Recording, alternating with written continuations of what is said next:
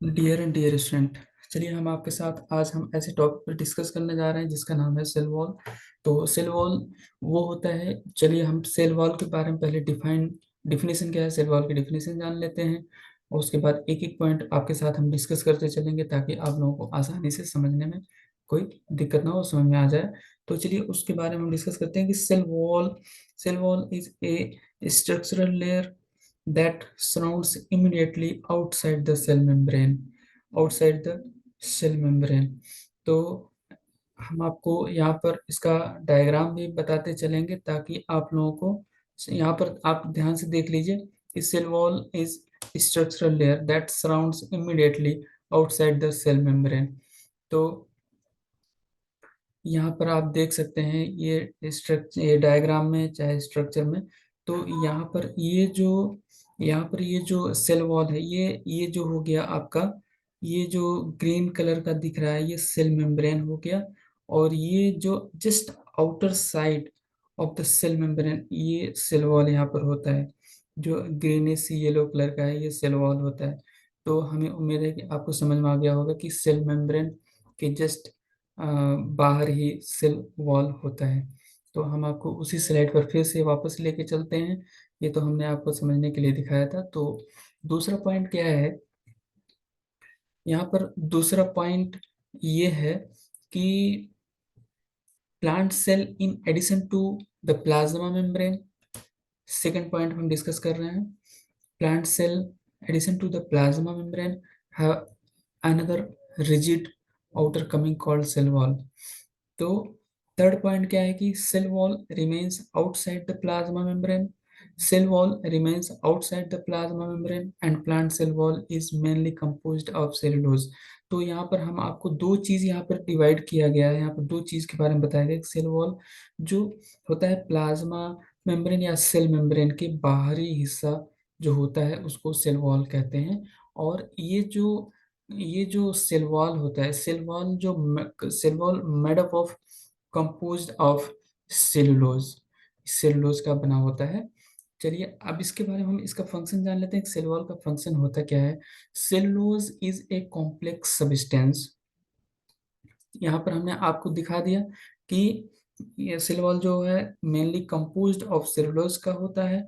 और इसका फंक्शन क्या होता है कि cellulose is a complex substance and provides structural strength to the plant.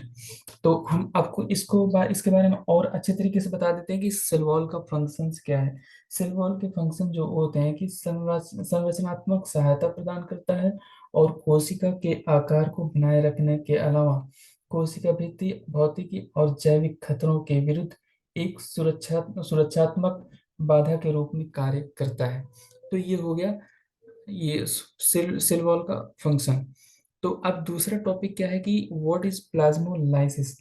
Plasmolysis को हम सिंपल वे में डिफाइन कर सकते हैं इस तरीके से कि प्लाज्मोलाइसिस में कोशिका की दीवार बरकरार रहती है लेकिन प्लाज्मा झिल्ली सिकुड़ जाती है और कोशिका के केंद्र में पादप कोशिका के क्लोरोप्लास्ट केंद्रित हो जाते हैं। तो ये तो हमने जस्ट प्लाज्मोलाइसिस के बारे में बता दिया, लेकिन थोड़ा सा इसके बारे में और हम डिटेल में जान लेते हैं कि इसको। चलिए हम आपको इस तरीके से बताते हैं कि प्लाज्मोलाइसिस को दो भाग में डिवाइड कर देते हैं, प्लाज्मो प्लस लाइसिस। तो यहाँ पर ऑलरेडी मैंने मेंशन कर रखा है कि प्लाज्मो हो गया प्लस और लाइसिस हो गया। तो पहले हम प्लाज्मो का मतलब जानते हैं कि प्लाज्मो का मतलब होता क्या है। प्लाज्मो एक कंबाइनिंग फॉर्म रिप्रेजेंटिंग प्लाज्मा और साइटोप्लाज्म। प्लाज्मा जो कंबाइनिंग फॉर्म होता है जो रिप्रेजेंट करता है प्लाज्मा और साइटोप्लाज्म। तो दूसरा पॉइंट क्या है कि लाइसिस। लाइसिस क्या होता है कि the disintegration of cell by rupture of cell wall और मेम्ब्रेन। तो जो यहाँ पर डिसइंटीग्रेट होता है cell by rupture of cell wall और मेम्ब्रेन। जो दूसरा पॉइंट क्या है कि when a plant cell when a plant cell losses water through osmosis। यहाँ पर एक इम्पॉर्टेंट पॉइंट ये है कि ऑस्मोसिस का मतलब क्या होता है। ऑस्मोसिस का मतलब ये होता है कि सेल के अंदर जो वाटर का मूवमेंट होता है उसे ऑस्मोसिस कहते हैं। और when a plant cell loses water through osmosis, there is shrinkage of cell from the cell wall. It is called plasmolysis. तो when जब जब प्लांट सेल वाटर को, एक जो उसमें क्रिया होती है प्लांट सेल में, वाटर का मूवमेंट जब होता है उसको ऑस्मोसिस कहते हैं। लेकिन जब ऑस्मोसिस होता है तो उसमें सेल का सेल का श्रिंकेज होता है, सेल में सिकुड़न होती है। और उस वाटर मोमेंट को और वाटर मोमेंट को सेल के अंदर, और जब सेल सिकुड़ने की क्रिया को हम प्लाज्मोलाइसिस कहते हैं। तो हमें उम्मीद है कि आप लोगों को इतना पॉइंट्स अच्छे तरीके से समझ में आ गया होगा। और यहाँ पर हम आपको दिखा देते हैं कि ये जो हमने ये सारा चीज़ डिस्कस करी है, तो आपको नेक्स्ट स्लाइड में ये जो स्ट्रक्चर है इसमें आपको अच्छे तरीके से समझ में आ जाएगा।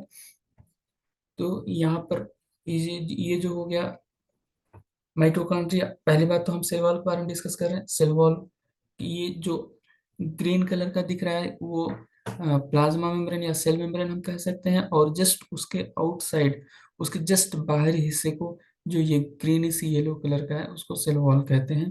तो और बाकी प्लाज्मा मेम्ब्रेन, सेल मेम्ब्रेन के अंदर जो होता है, न्यूक्लियस होता है, वैक्यूल होता है, क्लोरोप्लास्ट होता है, साइटोप्लाज्म होता है, माइटोकॉन्ड्रिया होता है।